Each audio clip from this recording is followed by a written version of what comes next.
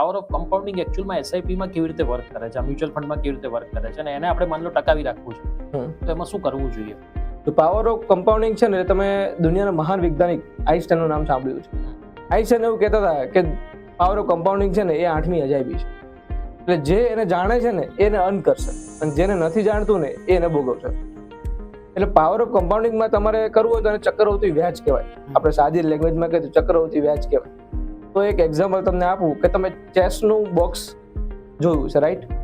ચેસમાં તમે એવું ગણતરી કરો કે પહેલા ખાનામાં 1 રૂપિયો મૂકો, બીજા ખાનામાં એનાથી ડબલ એટલે કે 2 રૂપિયા થશે, ત્રીજામાં એનાથી ડબલ એટલે કે 4 થશે, ચોથામાં એનાથી ડબલ એટલે કે 8 થશે, પાંચમામાં એનાથી ડબલ એટલે કે 16 થશે.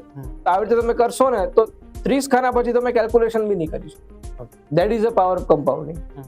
એટલે ચક્રવૃત્તિ વ્યાજનું વ્યાજ એટલું બધું કામ કરે છે કે અમુક લેવલ થાય ને પછી તમારી કલ્પના બાનું તમને રિટર્ન્સ એમાં મળી શકે છે. એક એક્ઝામ્પલ આપું તો એક ફંડ છે જેની 10,000 રૂપિયાની એસઆઈપી માન લો કે તમે 2000ની સાલમાં શરૂઆત કરી હોત, તો આજે 25 વર્ષ થયા, બરાબર? ટોટલ 2026 વર્ષ થયા. 26 વર્ષમાં ટોટલ અત્યારે 30 લાખ રૂપિયાનું રોકાણ થયું. એની અત્યારે વેલ્યુ 5.5 કરોડ છે. That is a power of compounding.